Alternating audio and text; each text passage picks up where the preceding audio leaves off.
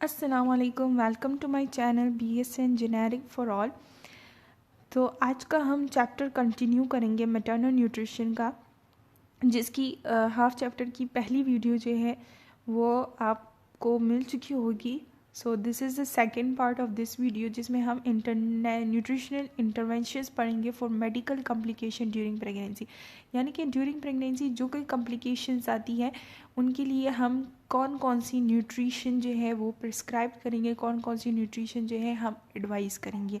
सबसे पहले इसमें हमारे पास जो प्रॉब्लम कॉम्प्लिकेशन आती है वो है डायबिटीज़ मेलाइटिस की। बेसिकली आप सब जानते होंगे कि what is diabetes mellitus. Diabetes mellitus जो होती है ये हमारे पास आता है कि नॉर्मल ग्लूकोज कंटेंट जब हमारे यूरिन में आ जाता है या ब्लड में, हाई लेवल ऑफ ग्लूकोज होता है इन ब्लड में, और जब ग्लूकोज एबनॉर्मल ग्लूकोज टॉलरेंस हो जाती है, यानी कि हमारे यूरिन में भी ग्लूकोज की अपीयरेंस स्टार्ट हो जाती है, so this is called diabetes mellitus.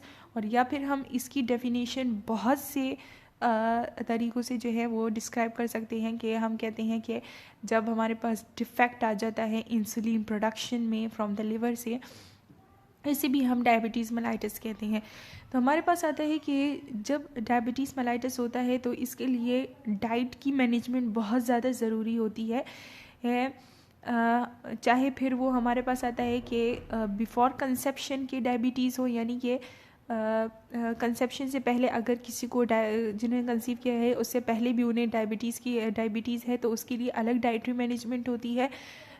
या फिर जेस्टेशन के दौरान ही हमारे पास आता है कि this is the normal phenomena के during the gestation, during the 3 trimesters हमारे पास आता है कि वुमेन जो है मैटरनल का जो ग्लूकोज लेवल है वो हाई होता है, तो इसे हम जेस्टेशनल डायबिटीज़ कहते हैं। जो कि हमारे पास आता है कि ये और जेस्टेशन डायबिटीज़ जो है ये हमारे पास प्रेगनेंसी के दौरान जितनी भी मेटाबॉलिक चेंजेस आती है उसकी वजह से होता है, क्योंकि हमें हाई ग्लूकोज की लेवल की ज़रूरत होती है। बिकॉज हमारे पास आता है कि इन वन बॉडी हमारे पास दूसरी भी एक बॉडी होती है जिसको ग्लूकोज की ज़रूरत होती है, सो जिसकी वजह से हमारे पास आता है ग्लूकोज का लेवल इंक्रीज़ हो जाता है, जिससे हमारे पास आता है जिसे हम जेस्टेशनल डायबिटीज़ कहते हैं। तो इसके लिए डाइटरी मैनेजमेंट जो है बहुत ज़्यादा ज़रूरी है। फिर हमारे पास आता है कि diabetes increase the risk of, जब डायबिटिक होगी एक मैटरनल जो है प्रेग्नेंट वुमेन अगर डायबिटिक होगी तो उसे किन किन चीज़ों की रिस्क पर होगी, यानी कि किन किन चीज़ों के होने का खदशा है उसे। उसमें हमारे पास आता है कि इन्फेक्शन उसे आसानी से हो सकता है, यानी कि उसकी जो इम्यून पावर है वो कम हो जाती है। और हमारे पास आता है कि ज़्यादातर उसमें यूरिनरी ट्रैक्ट इन्फेक्शन जो है वो बहुत ज़्यादा कॉज हो सकते हैं। प्री इक्लैम्सिया एंड इक्लैम्सिया, अब इन दोनों के दरमियान क्या फ़र्क है।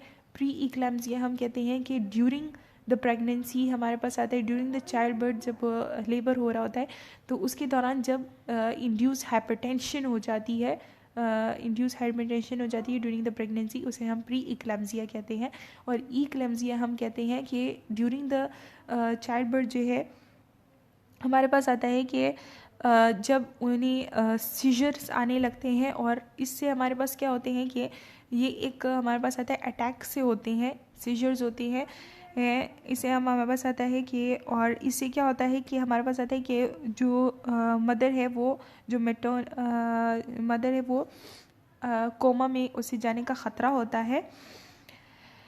और ये किस वजह से होता है, इक्लैम्सिया जो है वो प्री क्लैम्सिया की वजह से, यानी कि ड्यूरिंग द चाइल्ड बर्थ जब high blood pressure induce hypertension हो जाता है, हाई ब्लड प्रेशर हो जाता है, तो उसकी वजह से उन्हें सीजर्स आने लगते हैं और कोमा में जाने का ख़तरा होता है।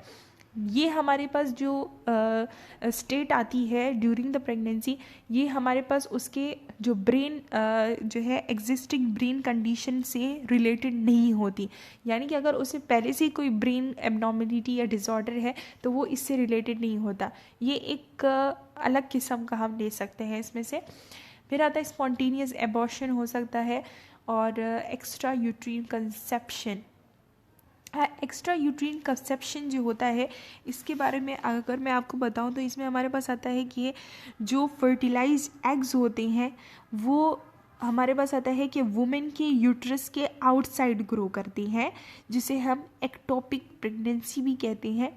और ये हमारे पास ज़्यादातर बताती हूँ कि ये हमारे पास अगर हम ले लें कि ये यूट्रस है और ये फिलोपियन ट्यूब्स आ रहे हैं, ठीक है, ये फिलोपियन ट्यूब है यहाँ पे और ये फिर यहाँ पे यूट्रस आ रहा है। तो हमारे पास आता है कि चाहिए कि फर्टिलाइज एग जो है वो यूट्रस में ग्रो करे, लेकिन इसमें क्या होता है कि एक्स्ट्रा यूट्रीन कंसेप्शन में हमारे पास क्या होता है कि ये एग फर्टिलाइज एग जो है ये फिलोपियन ट्यूब में ग्रो करना स्टार्ट कर देते हैं, जिसकी वजह से हम इस सिचुएशन को हम कहते हैं एक्टोपिक, इसे हम कहते हैं एक्टोपिक प्रेगनेंसी, जिसमें फर्टिलाइज एग जो है वो यूट्रस के बजाय फिलोपियन ट्यूब में ग्रो करना स्टार्ट करते हैं। फिर आता है न्यूनेटर की डेथ भी हो सकती है और उसे कंजेनिटल एबनॉर्मलिटीज़ भी हो सकती हैं। फिर है डायबिटीज़। जेस्टेशनल डायबिटीज़ जो होती है ये हमारे पास आता है कि कॉम्प्लिकेशंस और बर्थ डिफेक्ट जो है उसके वो प्रोड्यूस नहीं करती, मतलब ये ज़्यादा ख़तरनाक नहीं होती, बट इट कैन मेक, लेकिन इससे बस क्या होता है कि ड्यूरिंग द डिलीवरी वो थोड़ा डिफ़िकल्ट हो जाता है, डिलीवरी डिफ़िकल्ट हो जाती है, बाकी इससे कोई और कॉम्प्लिकेशंस कॉज नहीं होती।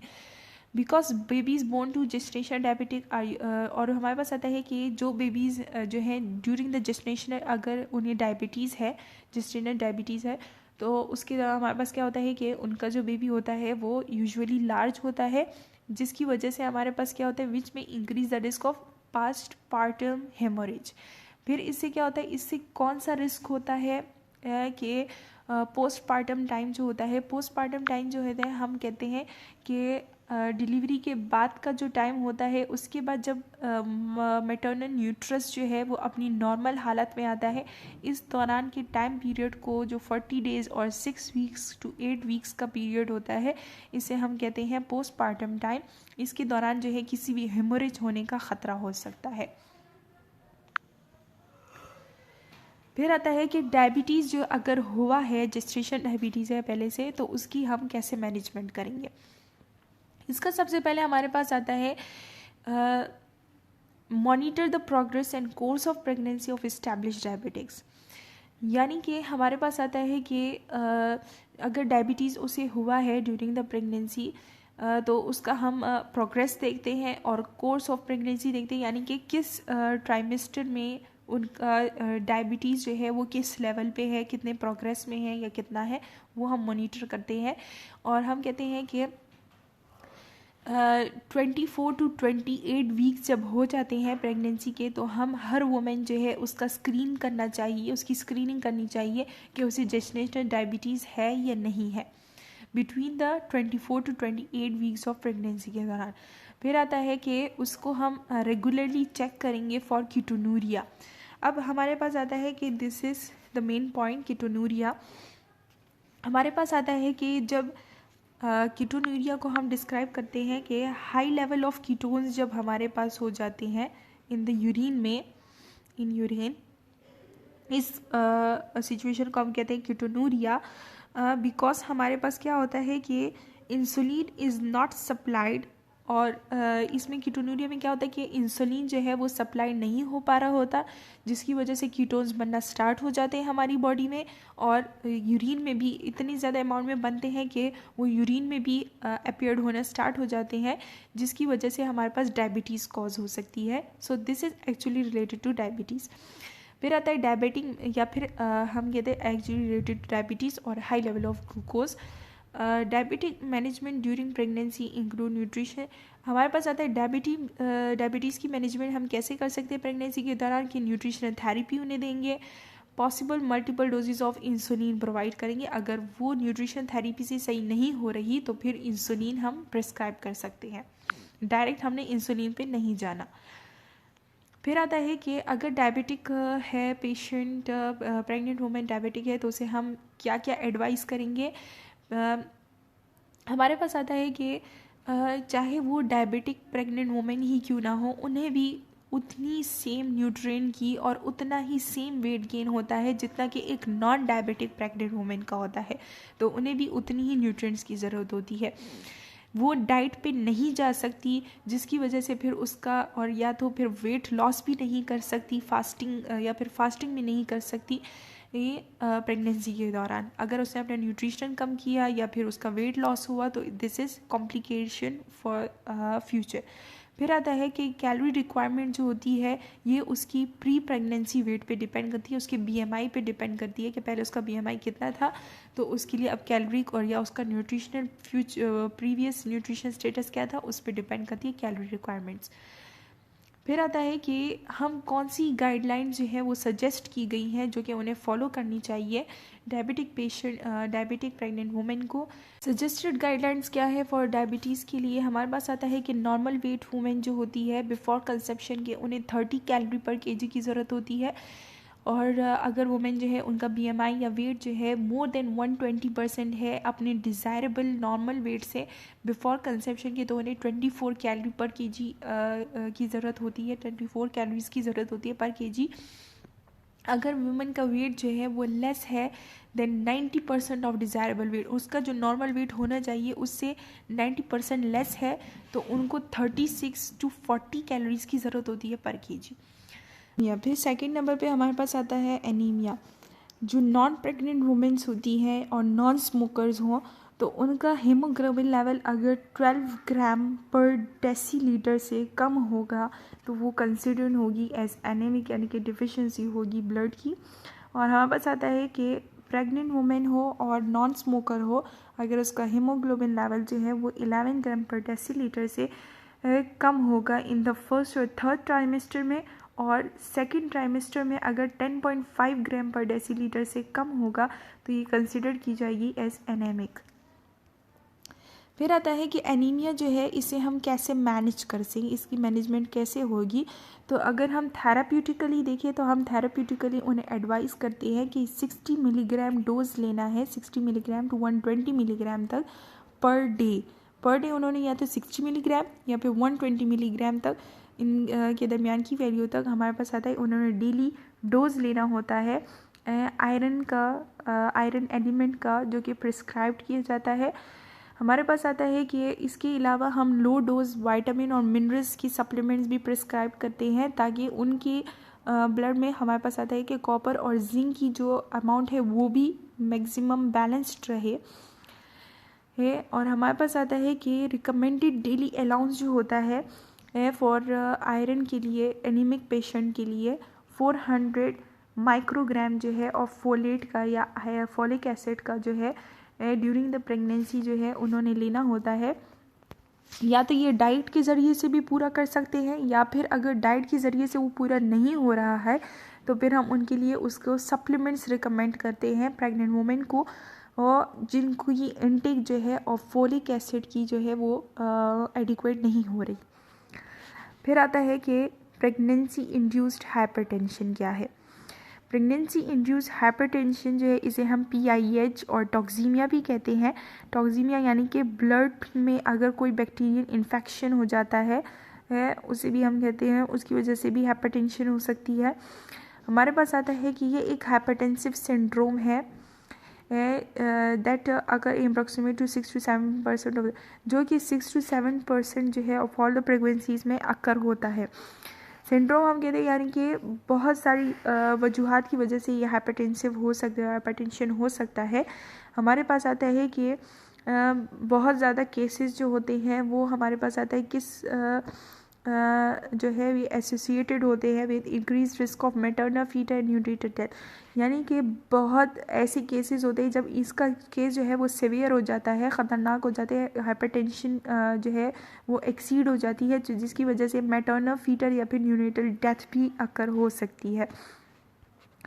और हाइपरटेंशन जो है इंड्यूस हाइपरटेंशन जो है इसकी प्रेगनेंसी इंड्यूस हाइपरटेंशन जो है इसका जो कॉज होता है एग्जैक्ट इसका जो कॉज होता है वो अननोन होता है, इसे हमें ज़्यादातर मालूम नहीं होता कि किस वजह से हुआ।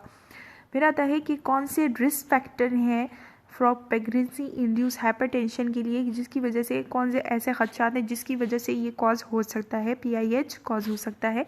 तो अगर कोई प्रेग्नेंट वुमेन जो है वो पुअरली नरिश्ड है यानी कि उसे न्यूट्रिएंट्स बराबर मिकदार में नहीं मिल रही हैं, उससे भी हो सकता है।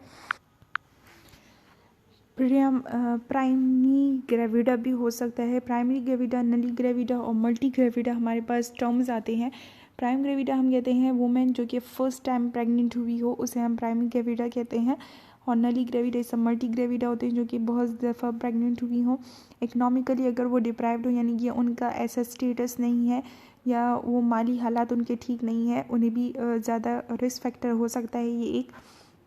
या तो फिर बहुत ज़्यादा यंग है एज में, और या फिर बहुत ज़्यादा ओल्ड है, उसकी वजह से भी PIH का जो है वो रिस्क हो सकता है।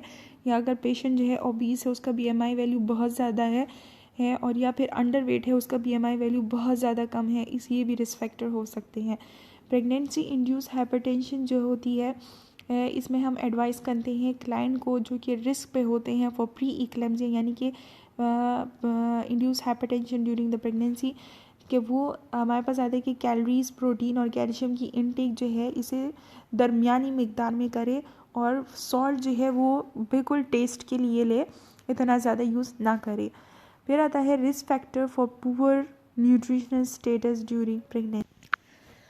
फिर आता है कि रिस्क फैक्टर्स कौन कौन से होते हैं फॉर पुअर न्यूट्रिशन स्टेटस के लिए ड्यूरिंग द प्रेगनेंसी। हमारे पास पुअर न्यूट्रिशन स्टेटस जो है वो किन किन फैक्टर्स की वजह से होता है। तो हमारे पास आता है प्री पार्टम वेट जो है, यानी कि अगर हमारे पास आता है कि प्री पार्टम, जैसे कि मैंने आपको बताया कि वो टाइम होता है जिसमें आफ्टर द डिलीवरी जो 6 और 8 वीक्स का या 40 डेज़ का जो पीरियड होता है जिसमें न्यूट्रस जो होता है वापस नॉर्मल हालत में आ जाता है, उसे हम प्री पार्टम कहते हैं। तो प्री पार्टम में अगर वेट जो है वो लेस देन 85% हो या फिर ग्रेटर देन 120% हो आइडियल वेट से, तब भी हमारे पास पुअर न्यूट्रिशन स्टेटस जो है, पुअर न्यूट्रिशन का वो हो सकता है, खदशा हो सकता है। Use of therapeutic diet for chronic disease, अगर हम किसी ऐसी डिजीज़, क्रोनिक डिजीज़ जो होती है, हार्ट डिजीज़ हो गई, डायबिटीज़ हो गया, ये सारी जो, अगर इसके लिए हम कोई थेराप्यूटिक डाइट ले रहे हैं जिसकी वजह से हमारे पास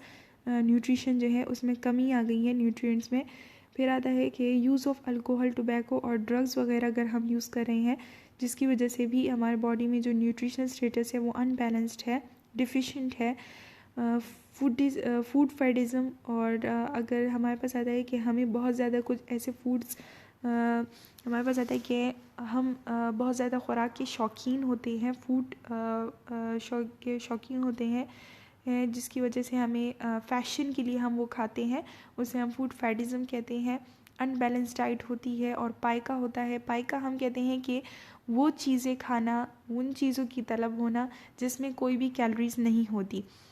फिर आता है कि जो हमारे पास आता है कि अगर बहुत ज़्यादा यंग जो है वो उसमें एज में प्रेगनेंसी हो गई है, या फिर बहुत ज़्यादा ओल्डर हैं देन 40 ईयर्स ऑफ एज के, तब भी हमारे पास पुअर न्यूट्रिशन स्टेटस हो सकता है। अगर पुअर ऑब्स्टेट्रिक हिस्ट्री है, यानी कि अगर उसकी जो पिछली हिस्ट्री है उसमें हमारे पास आता है उसके लो बर्थ वेट चिल्ड्रंस पैदा हुए थे, और हमारे पास आता है कि एबॉर्शन या हो चुका है, या फिर कोई फीटल एबनॉर्मलिटी उनके पहले केसेस में आ गई है, या फिर हमारे पास आता है कि हाई पैरिटी है या फिर मल्टी पैरा है। हाई पैरिटी मतलब उसके पहले से भी बहुत ज़्यादा बच्चे हैं और अब स्टिल उनकी जो है टाइम टू टाइम वो प्रेगनेंसी हो रही है, इसकी वजह से भी पुअर न्यूट्रिशन स्टेटस कॉज हो सकता है। और मल्टी पैरा यानी कि अगर ट्विंस हैं तब भी हो सकता है। फिर आता है रिपीटेटिव प्रेगनेंसीज एट शॉर्ट और फिर अगर हमारे पास आता है कि एट शॉर्ट टाइम इंटरवल के बाद रिपीटेटिव प्रेगनेंसीज हो रही हों, अगर उनका सोशो इकोनॉमिक स्टेटस सही नहीं है, माली तौर पर वो इतने वो नहीं है, मतलब माली हालात ठीक नहीं है उनके, या फिर अगर उन्हें प्रीवियस कोई क्रोनिक मेडिकल हिस्ट्री रह चुकी है, उन्हें कोई क्रोनिक प्रॉब्लम थी, यानी कि हाइपरटेंशन था, डायबिटीज़ है, या फिर हार्ट डिजीज़ है, कोई पल्मोनरी डिजीज़ या रिनल डिजीज़ है। फिर आता है कि पल्मोनरी डिजीज़ हम लंग्स डिजीज़ को कहते हैं, रिनल डिजीज़ हम किडनी डिजीज़ को कहते हैं। और अल्टीमेटली प्री नेटल केयर अगर सही वक्त पर उनकी जो है वो प्रेग्नेंट वुमेन की केयर ना की जाए, तब भी ये कॉज पुअर न्यूट्रिशन डिफिशिएंसी हो सकती है। फिर न्यूट्रिशन में हमारे पास है कि इसमें हमारे पास आता है बोथ मदर एंड इन्फेंट के बेनिफिट्स को देखते हुए एक्सक्लूसिव ब्रेस्ट फीडिंग जो है ये हमारे पास फर्स्ट 4 to 6 मंथ्स तक हमारे पास रहती है। ब्रेस्ट फीडिंग देनी चाहिए, ये रिकमेंड की जाती है फॉर फुल टर्म इन्फेंट के लिए। फिर आता है ब्रेस्ट फीडिंग के साथ हम वीनिंग स्टार्ट करते हैं। वीनिंग यानी कि हम सेमी सॉलिड जो फूड है वो भी देना स्टार्ट करते हैं फॉर इन्फेंट को। ये रिकमेंड किया जाता है at least first 12 months of age तक जो है उसे वीनिंग ब्रेस्ट फीडिंग के साथ वीनिंग भी स्टार्ट कर दिया जाता है। फिर आता है बेनिफिट्स क्या है ब्रेस्ट फीडिंग के मदर के लिए और इन्फेंट्स के लिए। मदर के लिए इसके क्या बेनिफिट्स हैं कि हमारे पास आता है इससे मैटरनल इन्फेंट बॉन्डिंग जो है वो प्रमोट होती है। फिर आता है कि जितने भी वुमेन के अंदर जो फैट है वो जो स्टोर हुए थे वो मोबिलाइज होना स्टार्ट हो जाते हैं और उनका वेट जो है वो लॉस होना स्टार्ट हो जाता है, अपने नॉर्मल वेट में वापस आना स्टार्ट हो जाता है। फिर आता है अर्ली ब्रेस्ट फीडिंग जो होती है, इससे यूट्रस जो है इसकी कंट्रैक्शन जो है वो भी स्टार्ट हो जाती है, जिससे हमारे पास आता है कि जो कि कंट्रोल करता है कि ज़्यादा ब्लड जो है वो लॉस ना हो और वो अपना यूट्रस जो है वो अपने वापस से प्री प्रेग्नेंट साइज़ में आ जाता है। प्री प्रेग्नेंट यानी कि जो प्रेगनेंसी से पहले उस यूट्रस का साइज़ था उतने साइज़ में वापस आ जाता है। ब्रेस्ट मिल्क जो होता है ये हर जगह और ज़्यादा मिकदार में जो है वो अवेलेबल होता है और इसमें कोई भी मिक्सिंग जो है वो नहीं की गई होती, किसी भी चीज़ की मिलावट नहीं होती। फिर आता है कि ये बहुत ज़्यादा कम एक्सपेंसिव होता है, यानी कि इस पर ज़्यादा पैसे नहीं लगते हैं, एक्सपेंसिव नहीं होता है, महंगा नहीं होता है। अगर हम इसके बजाय देखें कि अगर हम उसके लिए बॉटल्स भी ले रहे हैं, उनके लिए कोई फार्मूला ले रहे हैं और स्टेरलाइज इक्विपमेंट्स ले रहे हैं तो वो बहुत ज़्यादा फिर महंगा पड़ जाता है। फिर आता है कि ये ब्रेस्ट फीडिंग से क्या होता है कि लैक्टेशंस की जो मिल्क है उससे हमारे पास क्या होता है कि जो भी इन्फेंट है उसको थ्रोम्बो एम्बोलिज्म जो है उसका में decrease the risk of thrombo embolism specially after operative. फिर आता है कि मदर को उसका एक और क्या फ़ायदा है कि उसमें थ्रोम्बो एम्बोलिज्म जो है उसका रिस्क जो है वो बहुत ज़्यादा कम हो जाता है। थ्रोम्बो एम्बोलिज्म हम कहते हैं कि जब क्लॉट जो है वो ब्लड वेसल को ब्लॉक कर देता है, उसका जो रिस्क वो बहुत ज़्यादा कम हो जाता है, वो भी स्पेशली जब ऑपरेटिव डिलीवरीज आपकी हुई हो, ऑपरेशन से हुआ हो। फिर आता है child birth and breast feeding जो होती है may be protective against breast cancer. Child birth और ब्रेस्ट फीडिंग जो होती है ये ब्रेस्ट कैंसर से भी वुमेन को बचाती है। फिर आता है कि अब इसके बेनिफिट्स जो हैं वो इन्फेंट के लिए क्या है। ब्रेस्ट मिल्क जो होता है ये बहुत ज़्यादा एक यूनिक है in its types and concentration of mega. हमारे पास आता है कि बहुत ज़्यादा यूनिक है क्योंकि इसमें हमारे पास आता है कि high amount of macro nutrients की कंसनट्रेशन होती है, माइक्रो न्यूट्रिएंट्स भी होते हैं, हर किस्म के एंजाइम्स प्रेजेंट होते हैं, हार्मोन्स होते हैं, ग्रोथ फैक्टर्स होते हैं, इंड्यूसर मॉड्यूलेटर्स होते हैं ऑफ द इम्यून सिस्टम के एंड एंटी इन्फ्लेमेटरी एजेंट्स होते हैं। यानी कि इसमें हमारे पास आता है हाईली जिसे हम फर्स्ट में कहते हैं क्लोस्ट्रम जिसे हम कहते हैं, उसमें हाई नंबर ऑफ एंटीबॉडीज़ होती हैं जो कि इम्यून सिस्टम को स्ट्रॉन्ग करने के काम आती हैं। हमारे पास आता है कि इन्फेंट जो है ये इजीली इसे टॉलरेट कर सकता है और वो इजीली डाइजेस्ट कर सकता है उसका स्टमक ब्रेस्ट मिल्क को। और हमारे पास आता है कि वक्त के साथ ये ब्रेस्ट मिल्क जो होता है ये चेंज होता रहता है इन्फेंट की ग्रोथ और नीड्स के मुताबिक, और ये एक नेचुरल फूड है। और हमारे पास आता है ये स्टेराइल भी होता है, यानी कि जरासीम से पाक होता है और एक प्रॉपर टेम्परेचर पे अवेलेबल होता है हर जगह।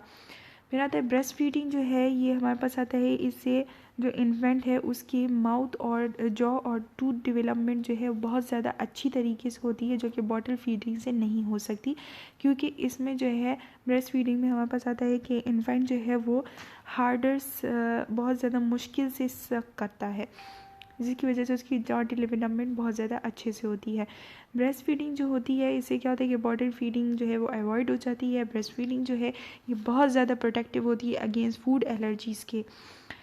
फिर आता है कि ओवर फीडिंग जो है ब्रेस्ट फीडिंग में हम जो इन्फेंट है वो ओवर फीडिंग नहीं कर सकता, उसके साथ रिलेटेड नहीं है। ब्रेस्ट फीडिंग जो है ये एसोसिएटेड होता है विद डिक्रीज फ्रिक्वेंसी।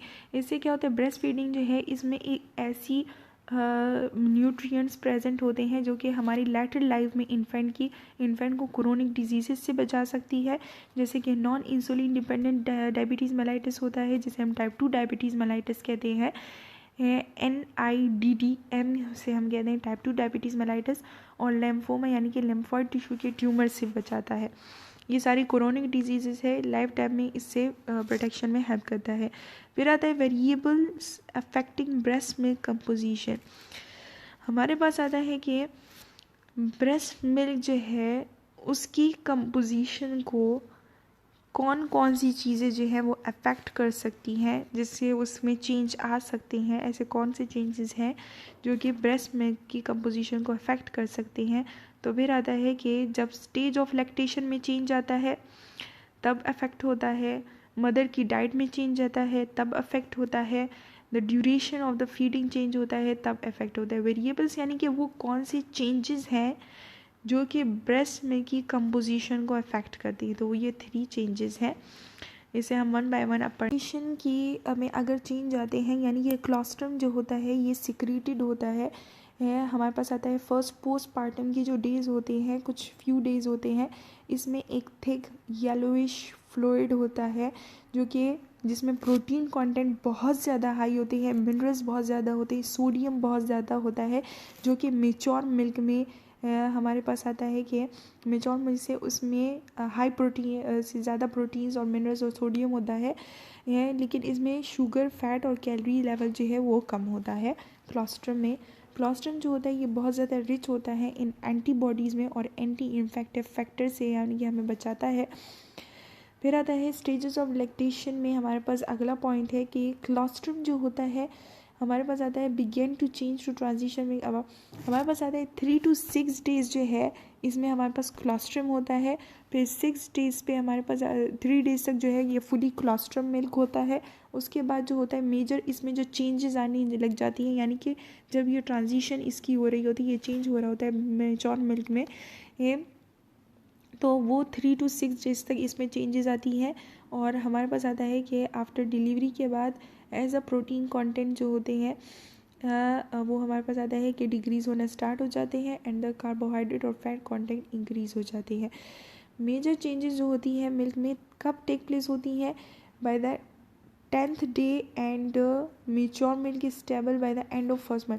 यानी कि जो हमारे पास पोस्टपार्टम टाइम होता है उसके 10th डे पे हमारे पास मेजर चेंजेस जो है वो मिल्क में टेक प्लेस होती है और मंथ के शुरू में ही मेच्योर मिल्क जो है वो स्टेबल हो जाता है।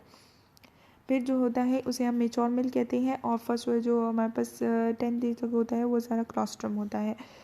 फिर आता है कि मदर डाइट का क्या इफ़ेक्ट होता है कि अगर मदर की डाइट जो है उसमें इनएडिक्वेशन, इनबैलेंस हो जाएगी आफ्टर द डिलीवरी के बाद, तो ब्रेस्ट मिल्क की जो विटामिन कंटेंट है वो डिक्लाइन होना स्टार्ट हो जाते हैं, स्पेशली जब हमारी मदर की डाइट में जो है B6, B12 और E एंड D विटामिन जो है वो नहीं होंगे। फिर आता है ड्यूरेशन ऑफ फीडिंग से क्या इफ़ेक्ट होता है। हमारे पास आता है जब मिल्क सिक्रीटेड होता है तो जब भी फर्स्ट फीडिंग करना स्टार्ट हम करवाते हैं तो वो उस मिल्क में हमारे पास फ़ैट कंटेंट बहुत ज़्यादा फ़ैट कंटेंट जो है वो लोअर होता है और जब फीडिंग का लास्ट हिस्सा आता है तो उसमें हमारे पास आता है कि मिल्क फ़ैट कंटेंट जो है वो हाई होता है हर एक ईच फीडिंग पे, यानी कि जब भी हम फीडिंग करवाना स्टार्ट करते हैं हर एक दिन। फिर आता है कि nutrition needs for lactation. Lactation के लिए कौन कौन सी न्यूट्रिशन नीड्स की ज़रूरत होती है। पहले आता है कि कैलोरीज़ कितनी ज़रूरत होती है। एवरी वुमेन जो होती है वो कितनी कैलोरीज़ यूज़ करती है, 640 कैलोरी पर डे यूज़ करती है फॉर द फर्स्ट 6 मंथ्स तक आफ्टर द डिलीवरी और 510 कैलोरी यूज़ करती है पर day during the second 6 month to produce करें normal amount of milk produce करने के लिए।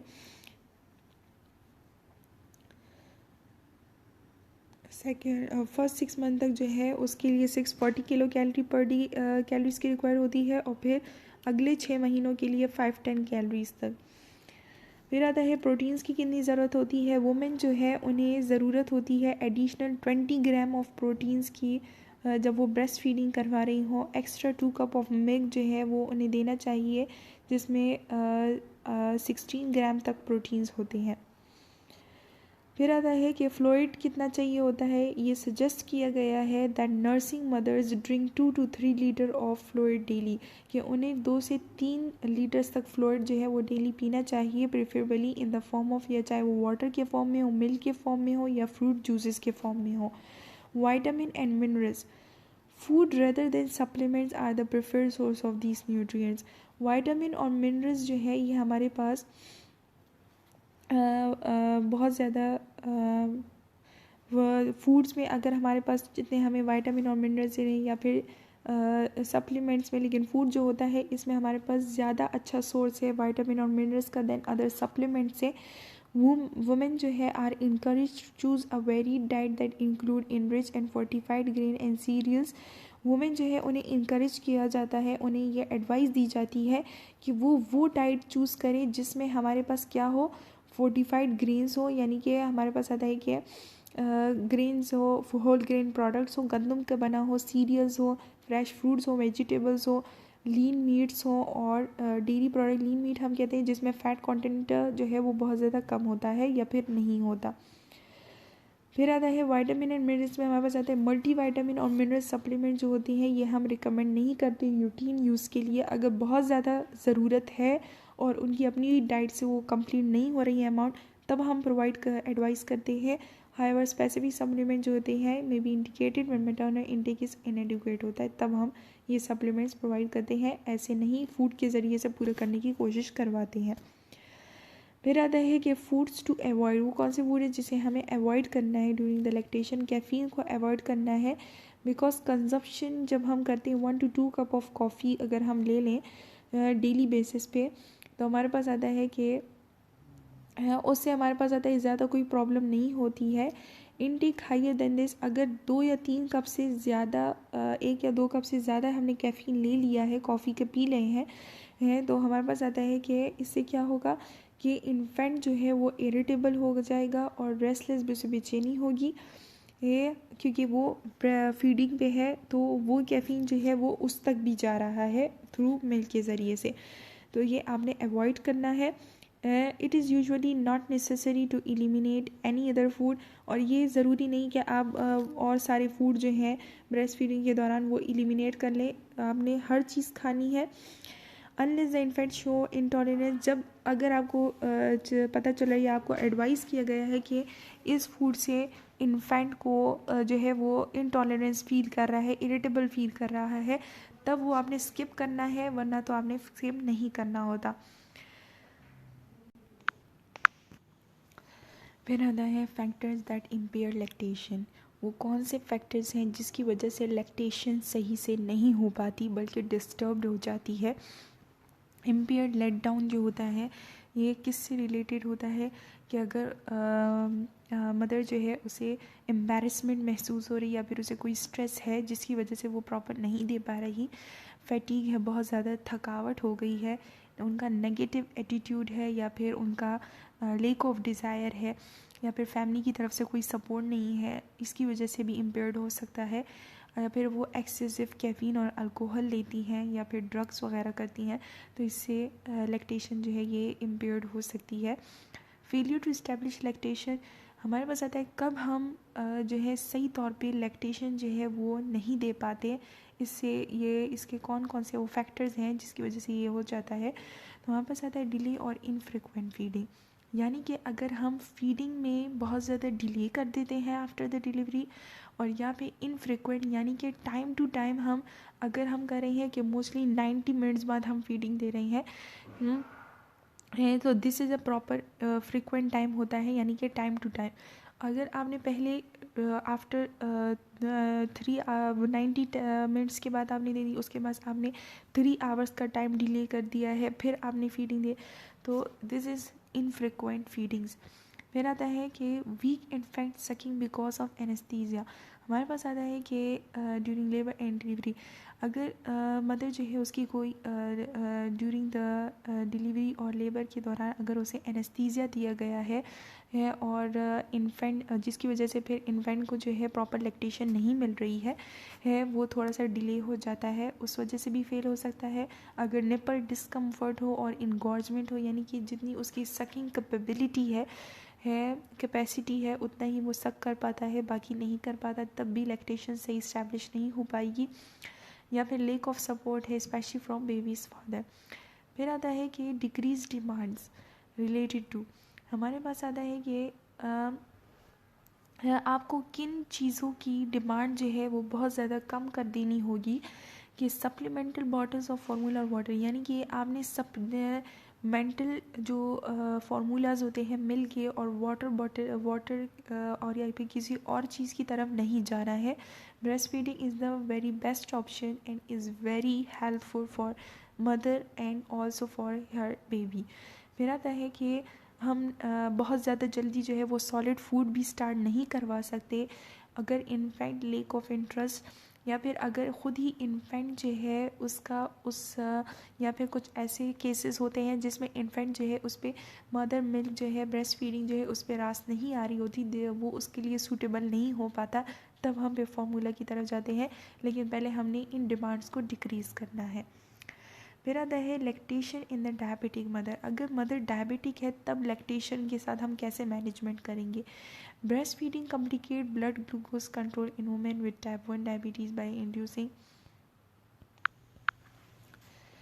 ब्रेस्ट फीडिंग जो है हमारे पास आता है कि टाइप 1 अगर डायबिटीज़ होगा मदर को, तो इससे हमारे पास क्या होता है कि मदर की ब्लड में ग्लूकोज के लेवल जो है ये बहुत ज़्यादा मेंटेन करना बहुत ज़्यादा कॉम्प्लिकेटेड बन जाता है, जिसकी वजह से हाइपोग्लाइसीमिया हो सकता है मदर को और इंसुलिन की रिक्वायरमेंट बहुत ज़्यादा फिर कम हो जाएगी।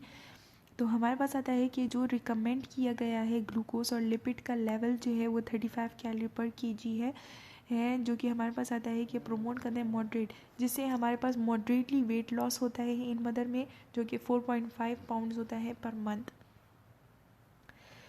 फिर आता है other point two consider include, वो कौन से पॉइंट है जिसे हमने देखना होता है कि केयरफुल एंड फ्रिक्वेंट मॉनिटरिंग करनी चाहिए। ब्लड ग्लूकोज लेवल की बहुत ज़्यादा ज़रूरत है और बहुत इम्पॉर्टेंट है कि उसकी ब्लड ग्लूकोज लेवल में हम ब्लड ग्लूकोज लेवल जो इसकी मॉनिटरिंग करें।